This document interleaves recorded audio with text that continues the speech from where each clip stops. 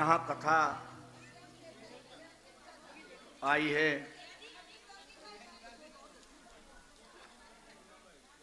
कि विदुर जी उधर उसको ज्ञान देते हैं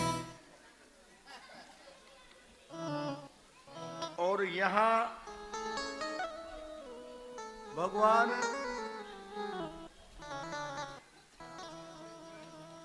उत्तरा के गर्भ की रक्षा करते हैं,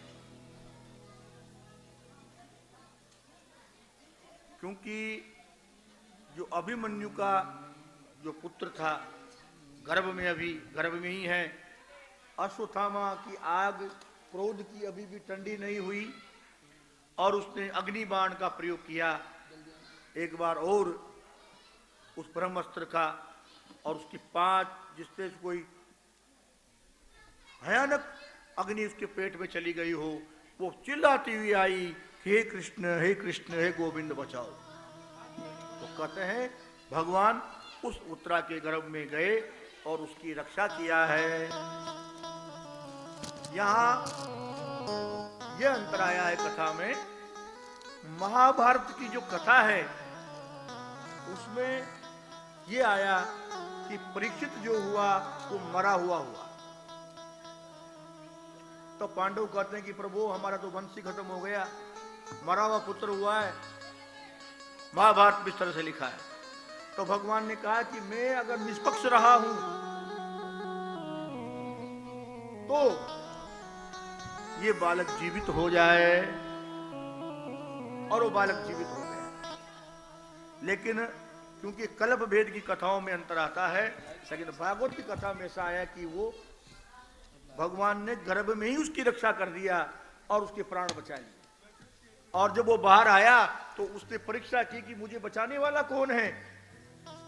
तो इसलिए न वो बोलता है, न चलता है, न कुछ हरकत करता है। तब भगवान को देखा तो मुस्कुरा गया कि यही है वो जिसने मुझे गर्भ में बचाया था। इसलिए उसका नाम रखा गया परीक्षित। वैसे तो राजा परीक्षित का नाम है विष्णुराज। जो मूल नाम राजा परीक्षित का था वो था विष्णुराज।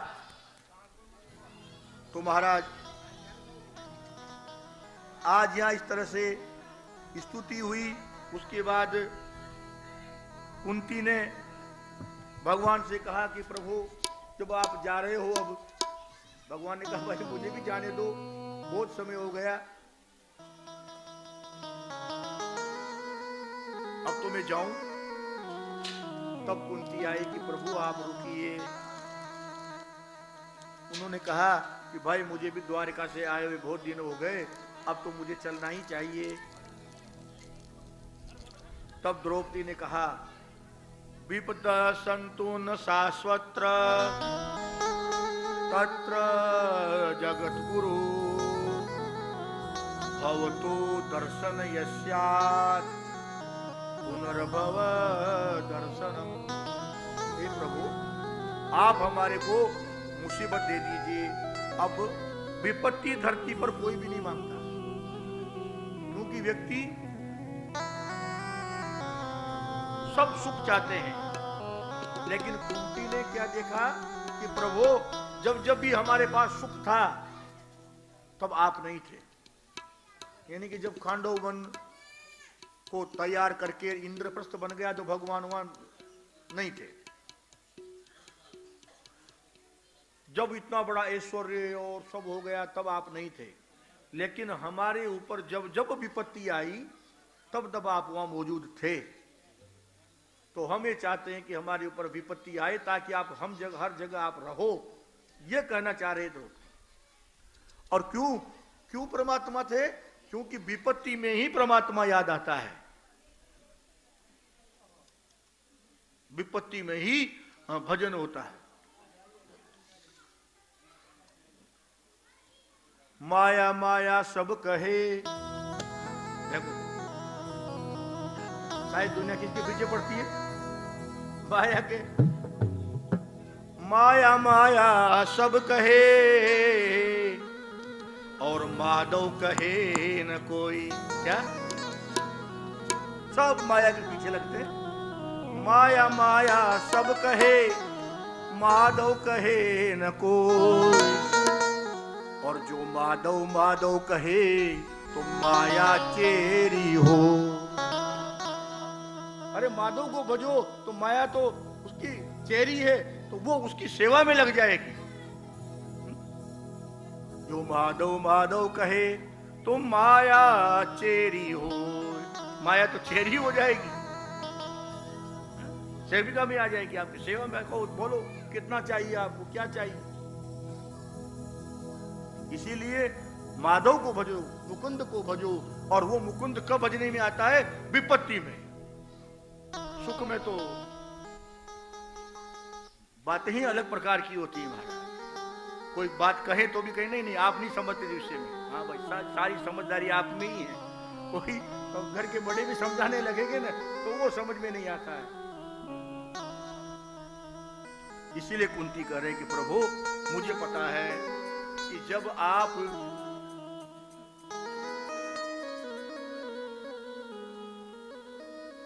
भीम को बचाए, जब उसको बालपने में जहर दे दिया था, भीम को जहर के लड्डू खिला दिए थे, आपने रक्षा की।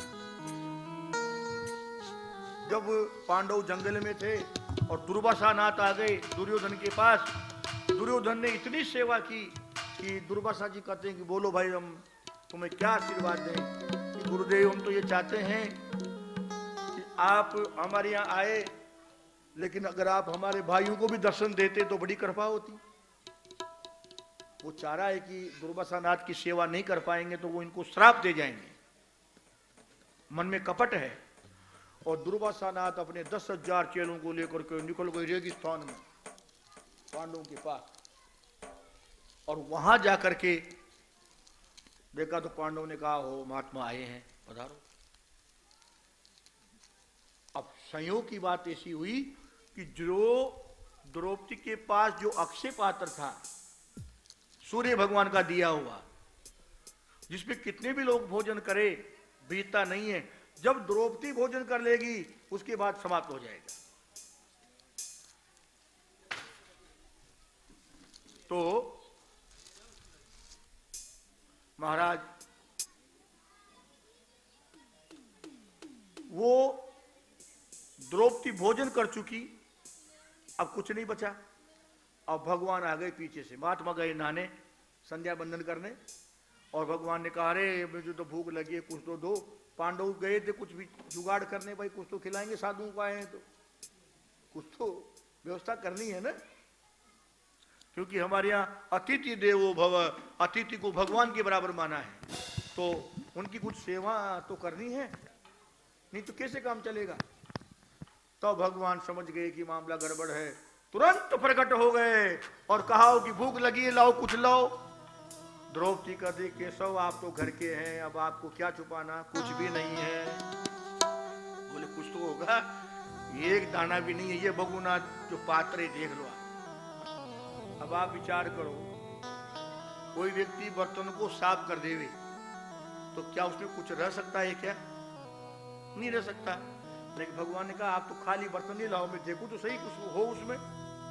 देखा तो करते उसमें एक दाना या साग का पत्ता जो भी था लगा हुआ था। अब बर्तन साफ करने के उन्होंने ही प्रकट कर दिया क्या, और वो लेकर के खा करके भगवान ने कहा हो बड़ा आनंद आ गया।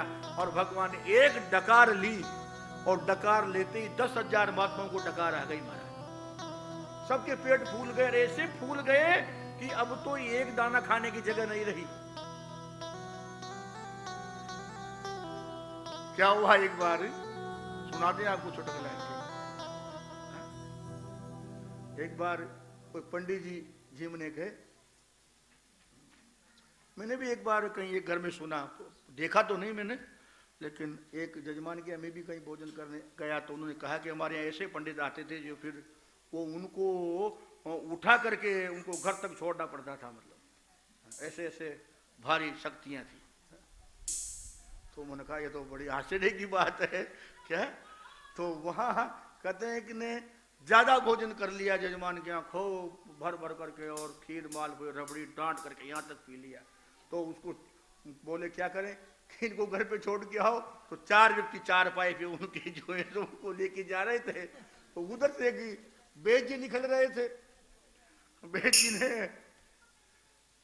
कहा क्या हुआ? अरे भाई महाराज को क्या हुआ? इनको कोई तकलीफ है क्या? मैं बेद हूं, ठीक कर दूं?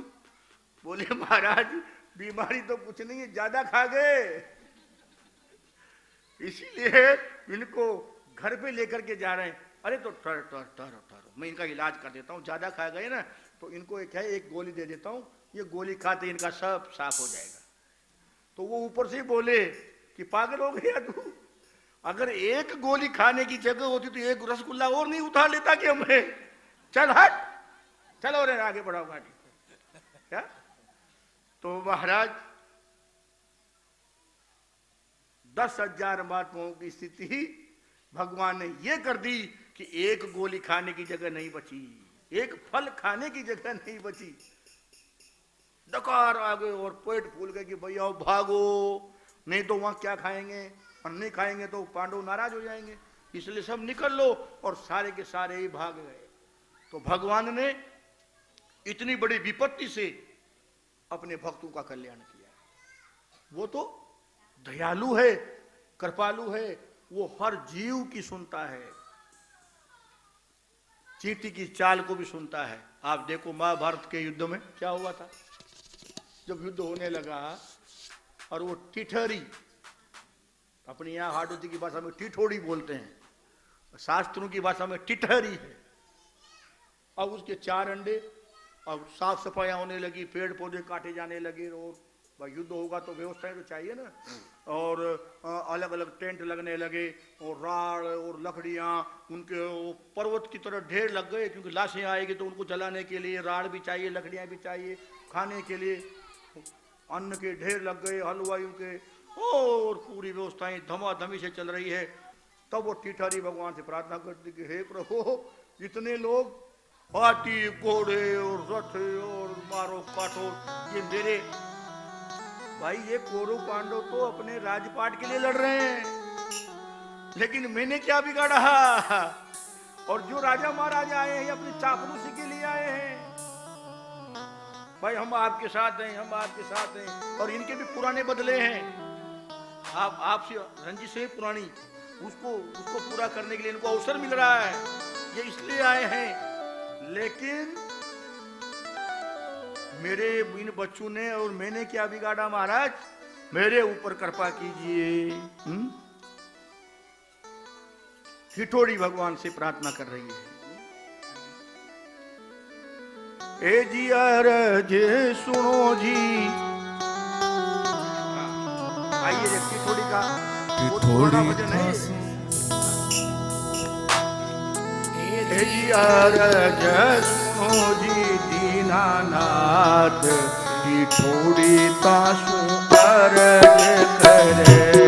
ए जी अरज सुनो जी दीनानाथ, टिठोड़ी तासु अरज करे।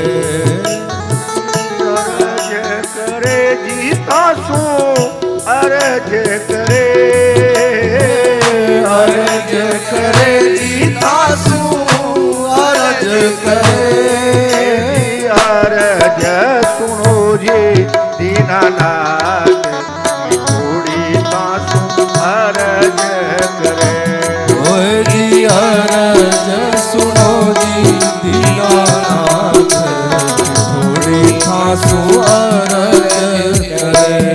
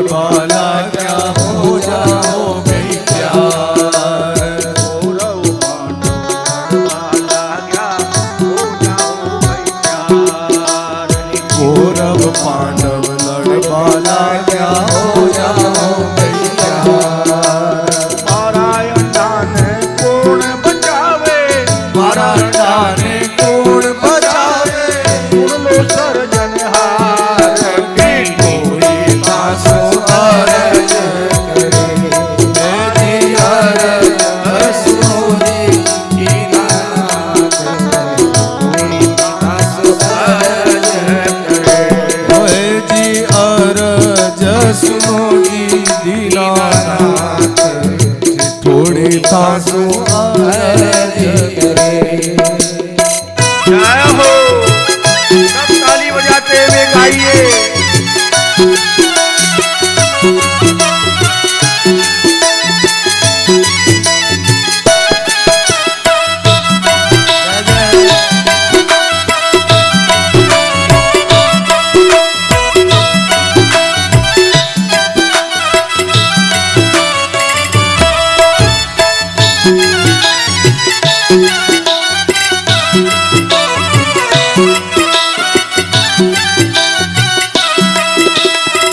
भारत के माई देखो अंडा मारा चार। भारत के माई देखो अंडा मारा चार। भारत के माई देखो अंडा मारा चार। भारत के माई देखो अंडा मारा चार। यहाँ अंडा के पंख नहीं है, यहाँ अंडा के पंख नहीं है, यहाँ अंडा के पंख नहीं है, यहाँ अंडा के पंख नहीं है। सुन लो कृष्ण मुरारी की टोली का सुअरज रे। ओए जी अरज सुनो जी दीनानाथ टोली का सुअरज रे। जय हो।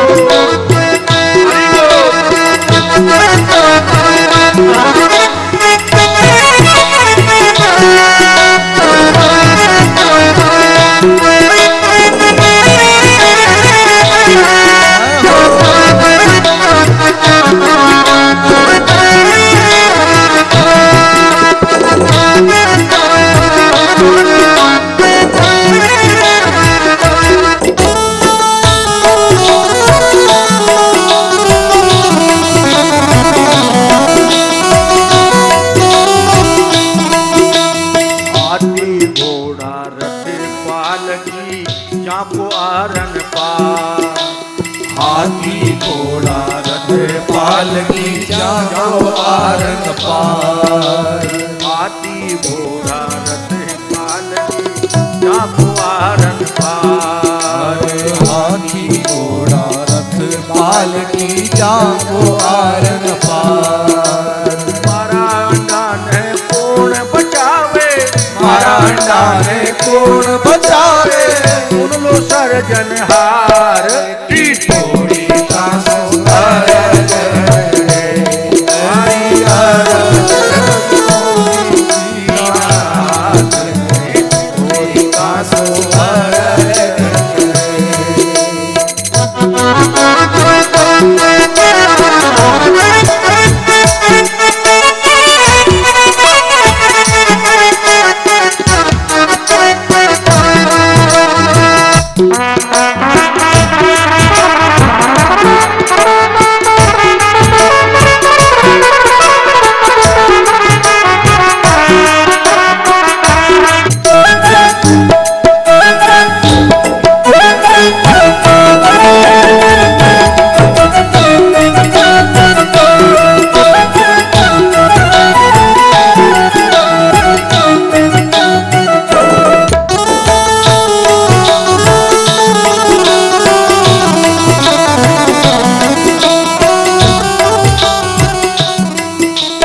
हिरणी की तो जान बचाई गज को कियो उद्धार। हिरणी की तो जान बचाई गज को कियो उद्धार। हिरणी की तो जान बचाई गज को कियो उद्धार। हिरणी की तो जान बचाई गज को कियो उद्धार। द्रुपद सुता को चीर बढ़ायो, द्रुपद सुता को चीर बढ़ायो। अब के मारी बार टोली का सुअरज रे। मारी अरज सुनी दीनानाथ की टोली का सुअरज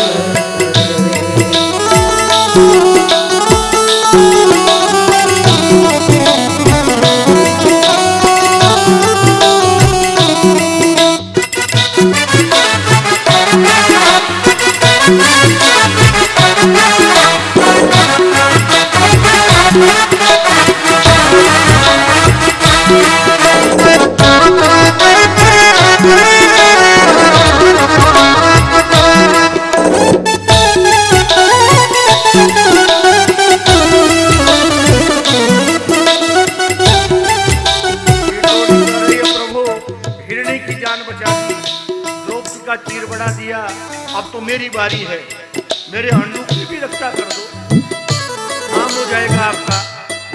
तो भगवान तो एक एक जीव की सुनने वाले हैं। पुकार पहुंच गई परमात्मा तक और भगवान रथ में बैठे। कृष्ण विराजा रथ के माही मन में कियो विचार। कृष्ण विराजा रथ के माही मन में कियो विचार। ओ कृष्ण विराजा रथ के माही मन में कियो विचार। कृष्ण विराजा रथ के माही मन में करो विचार। हाथी बदल गयो भारत में, हाथी बदल गयो भारत में। हो रही हाहाकार की थोड़ी सांसों अरग हरि अरग सोनी रात। थोड़ी सांसों अरग जी सुनो जी रात। थोड़ी सांसों अरग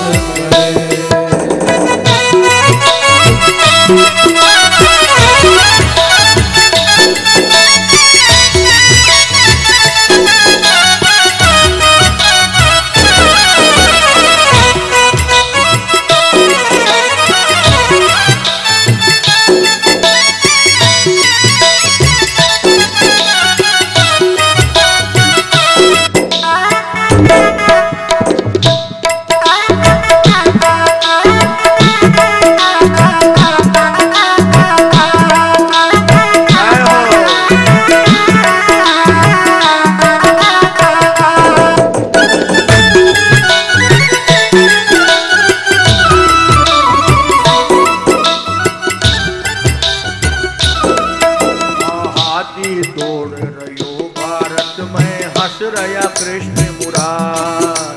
हाथी दौड़ रयो भारत में हंस रया कृष्ण मुरार। हाथी दौड़ रयो भारत में हंस रया कृष्ण मुरार। हाथी दौड़ रयो भारत में हंस रया कृष्ण मुरार। हाथी को जब टूटो टोकरो, हाथी को जब टूटो टोकरो। पड़ियो वंडा पे जार। थोड़ी सांसों अरग करे हरि अरग सुनो जी दीनानाथ। थोड़ी सांसों अरग अरज करे जी आंसू अरज करे। अरज करे जी सांसों अरज करे। हमारी विनती सुनी दीनानाथ। थोड़ी आंसू अरज करे। बाकी विनती सुनो जी दीनानाथ। थोड़ी सांसों अरग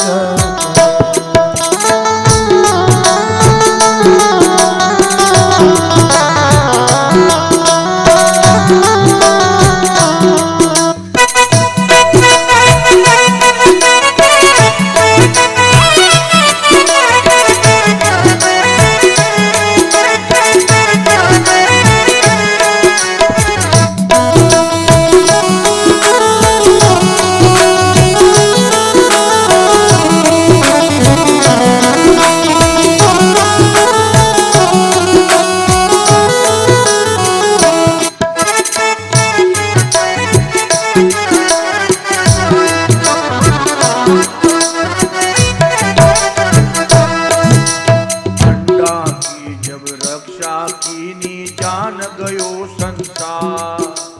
अंडा की जब रक्षा कीनी जान गयो संसार। अंडा की जब रक्षा कीनी जान गयो संसार। अंडा की जब रक्षा कीनी जान गयो संसार। सूरदास प्रभु हरि के चरणे, सूरदास प्रभु हरि के शरणे। सूरदास प्रभु हरि के चरणे। सूरदास प्रभु हरि के शरणे। चरण कमल बलिहार। हरि जाऊं चरणा में, हे जी हर जस हो जी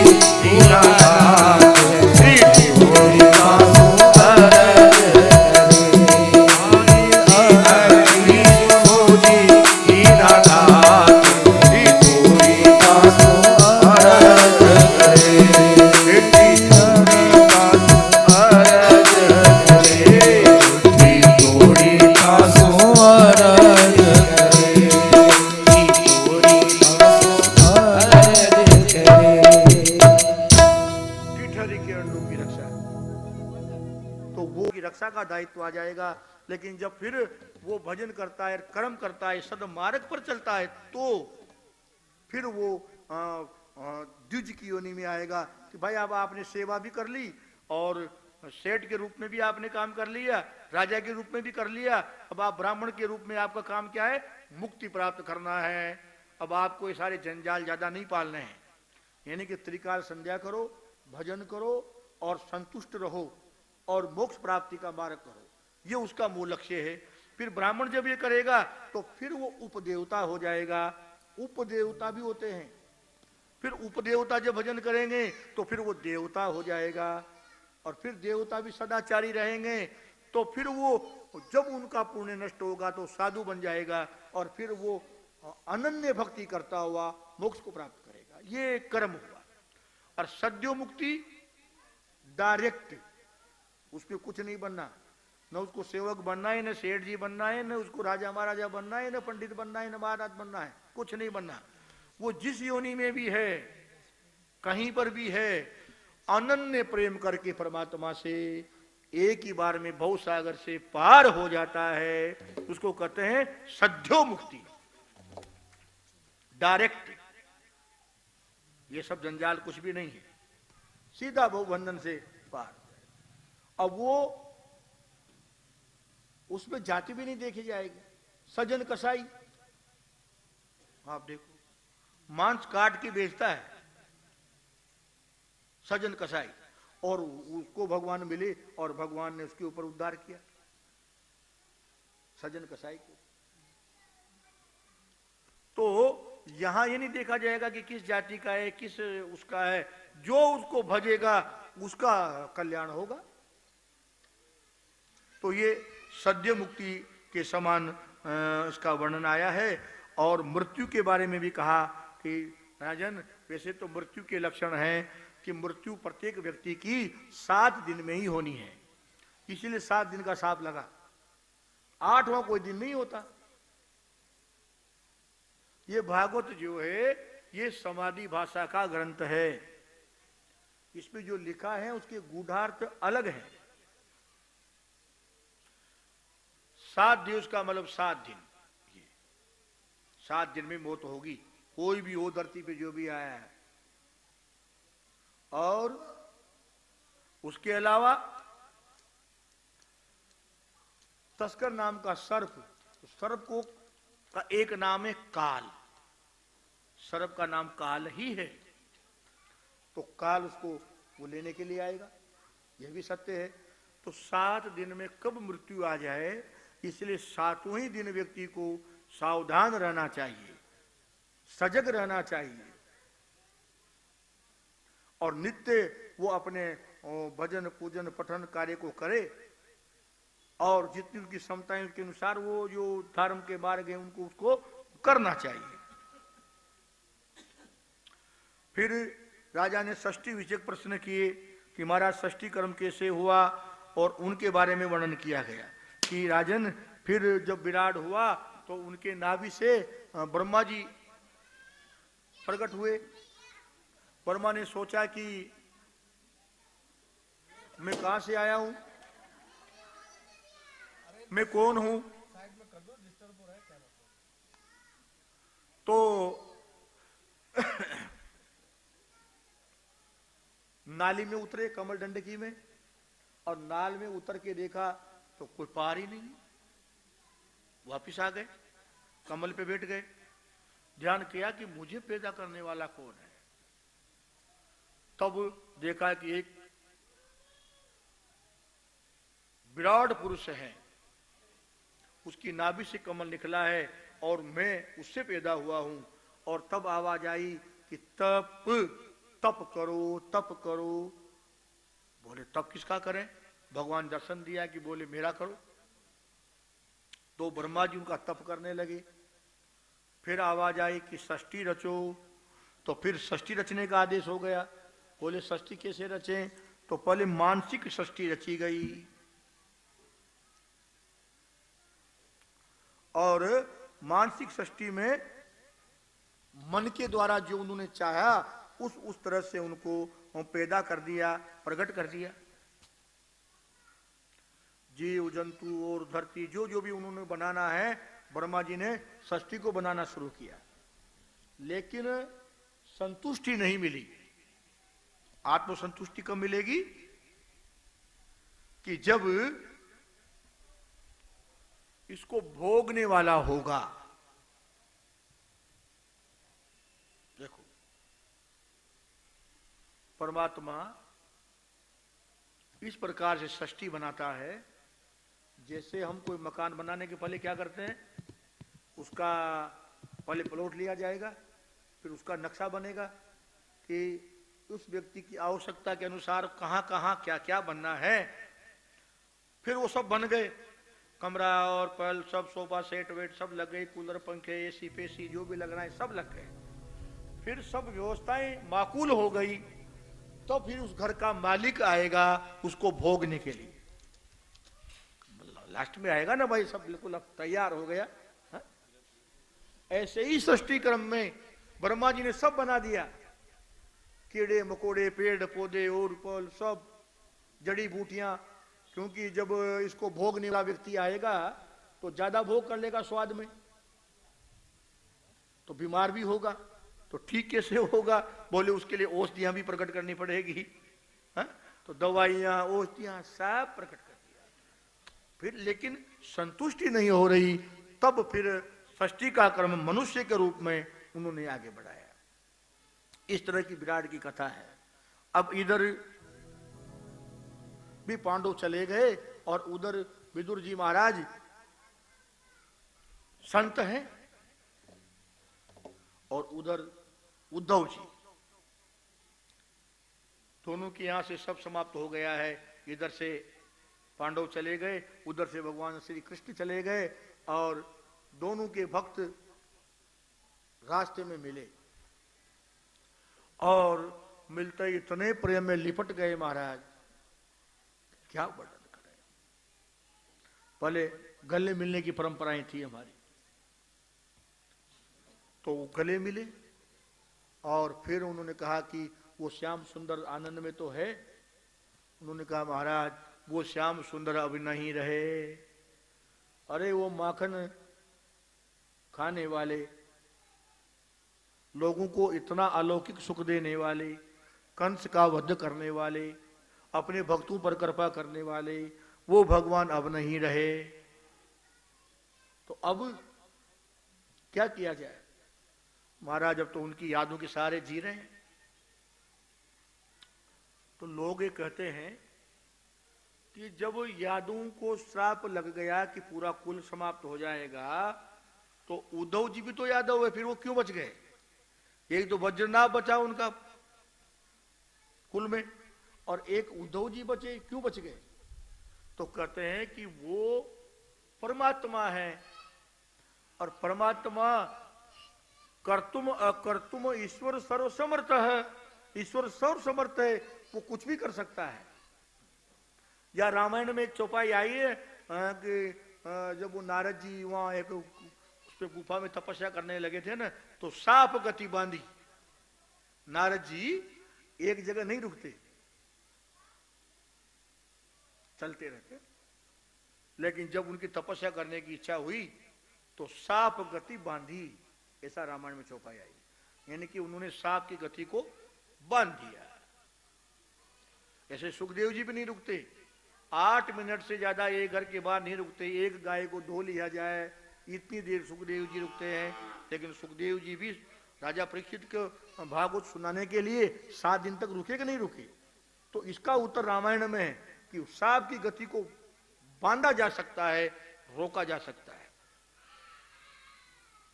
तो यहां दोनों के मित्रों की चर्चा हुई, बहुत सारी ज्ञान चर्चाएं हुई भगवान के बारे में, और कब सुबह हो गया पता ही नहीं चला। फिर कहा कि महाराज मुझे आप विराट पुरुष के बारे में, भगवान की षष्ठी के बारे में, उनके अवतारों के बारे में कथा सुनाओ। उन्होंने कहा महाराज ये कथा आपको हरिद्वार में मैत्री जी नाम के ऋषि हैं, वो आपको सुनाए। मैत्री ऋषि, आप वहां जाओ। तो दोनों बिछुट गए। तो उद्धव जी तो बद्री आश्रम में चले गए, क्योंकि भगवान की आज्ञा है कि उद्धव अब तुम बद्री आश्रम में चले जाओ।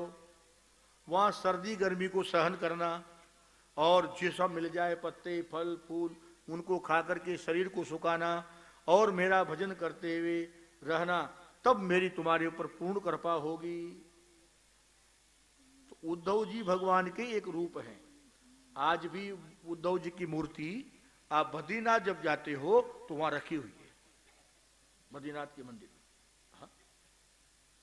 उद्धव जी का ऐसा प्रभाव।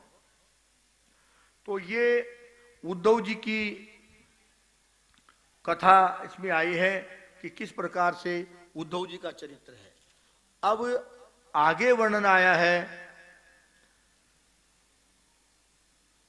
कि महाराज माया से कैसे पार किया जाए और किस तरह से उसका प्राणी बहुबंधन से पार कर सकता है और लोगों का कल्याण हो सकता है। उन्होंने कहा कि माया दुरंतया, ये बड़ी दुस्तर है और इसको पार करने के लिए व्यक्ति को चाहिए कि वो भजन करे। हे राजन, व्यक्ति को जो है सो भजन करना चाहिए। लेकिन भगवान की एक बात आप यहां देखो, उन्होंने जब ये सारा ज्ञान दिया ना, सुखदेव जी ने उसके पहले देवताओं की कथा कही। कौन से देवता का कार्य करने से कौन से उसको लाभ होता है, ये कथा भागवत में यूं समझना चाहिए कि बहुत से लोग कहते हैं जी किस किस देवता को माने, मत मानो, कोई जरूरी नहीं है। मैंने आज कथा के प्रारंभ में भी कहा आप लोगों से कि बहुत सारे देवता हैं, बहुत सारी व्यवस्थाएं हैं, बहुत सारे व्रत हैं, तो वो सारे आपके लिए करने के लिए नहीं है, और उनके लिए भी छोड़ो थोड़ा बहुत।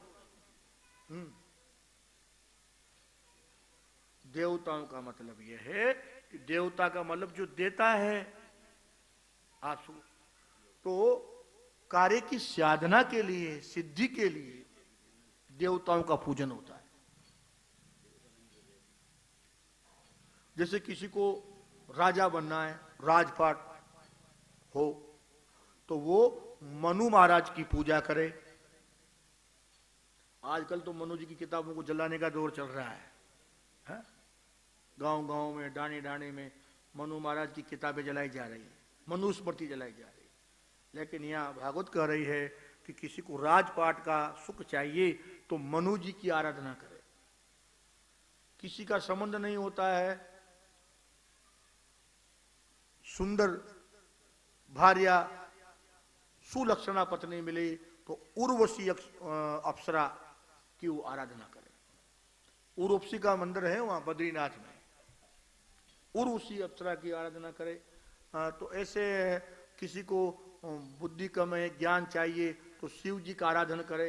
हालांकि ज्ञान और बुद्धि के लिए मां सरस्वती गणेश जी का विशेष शास्त्रों में है, लेकिन भागवत में भगवान शिव को बताया गया है। हालांकि बुद्धि को बढ़ाने के लिए और भी शास्त्रों में बहुत सारे उपाय बताए गए हैं। बच्चे लेकर के आओ बच्चे को, और गरण गहरा हो, गहते हुए गरण में बच्चे को घिस करके और बच्चे को पिला दिया जाए। कब पिला दिया जाए? गहते हुए गरण में। तो मंद बुद्धि बालक भी बहुत बड़ा विद्वान पारंगत हो जाता है। ऐसी ऐसी औषधियां हैं। मंद बुद्धि को भी बच्चे घिस करके गहते हुए गरण में बच्चे को पिला दिया जाए तो वो भी तीव्र बुद्धि वाला हो जाता है। ये औषधियां हैं हमारे शास्त्रों की।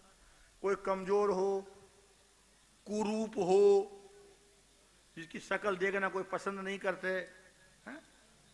तो फिर अभी सर्दी के दिन चल रहे हैं, वो पुरुष नागबला नाम की एक औषधि आती है। क्या आती है? नागबला और अश्वगंधा नाम की औषधियां आती है। उनको लाओ और उड़द के लड्डू बनाओ गुड़ के। आजकल सर्दी में लोग बनाते भी हैं घरों में, तो उनमें उन औषधियों को मिला करके खाया जाए।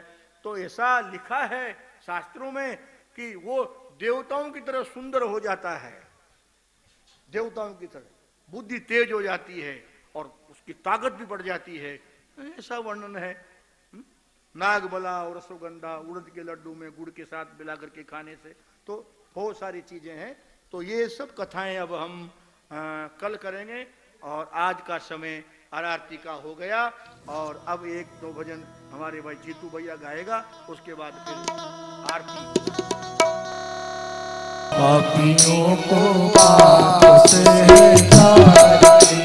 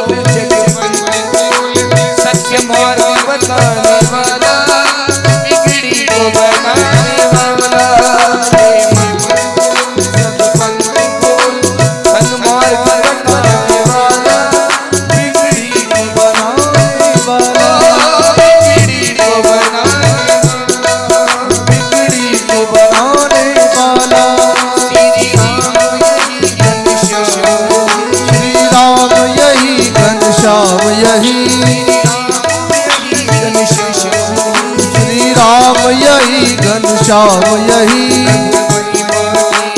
आरती पापियों को पाप से तारी भागवत भगवान की आरती पापियों को पाप से तारी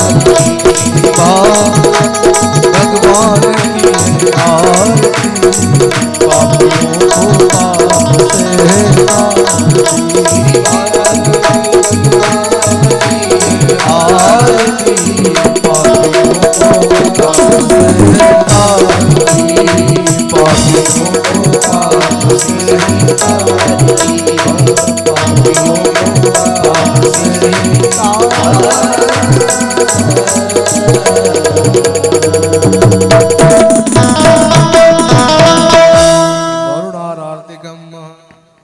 ओम वरुणचोस्कम्ब सरजनिस्थो वरुणस्य ऋत्सदनमसि वरुणस्य ऋत्सदन्नयसि वरुणस्य ऋत्सदनमासीदः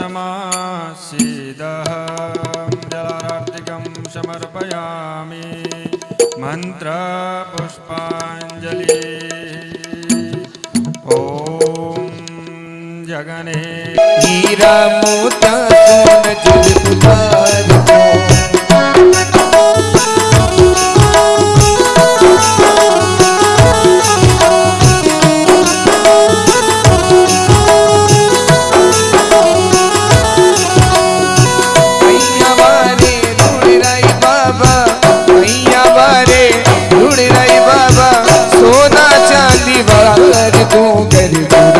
चले हीरा मोता सोन जुल्फ उतार दो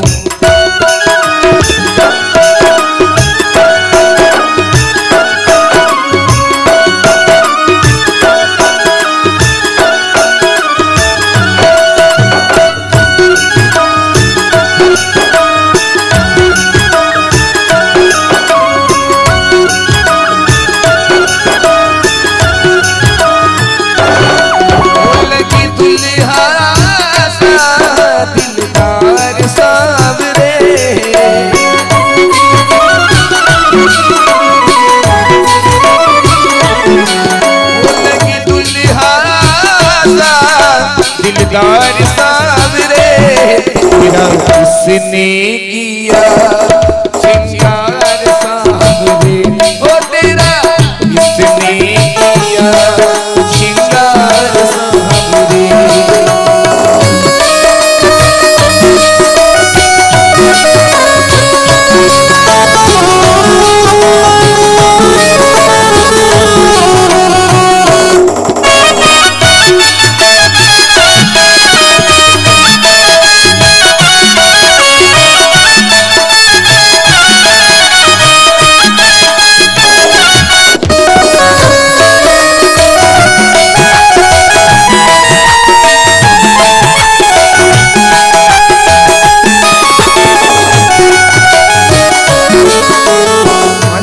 पर मलिया गिरी चंदन केसर तिलक लगाया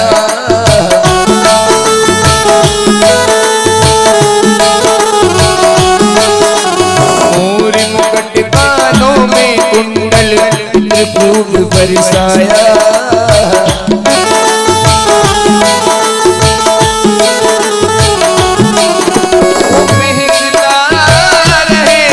दरबार सावरे दरबार सावरे तेरा किसने किया श्रृंगार सावरे तेरा किसने किया श्रृंगार सावरे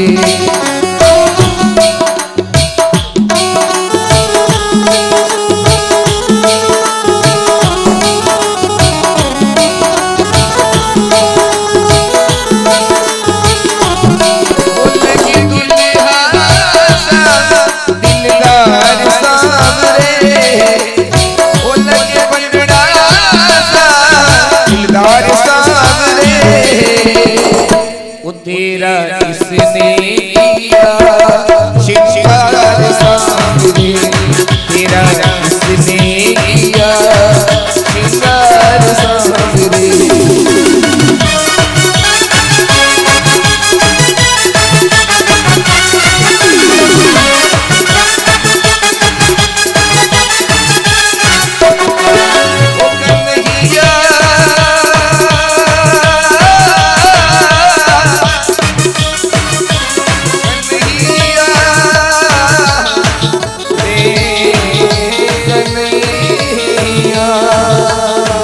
तेरा किसने किया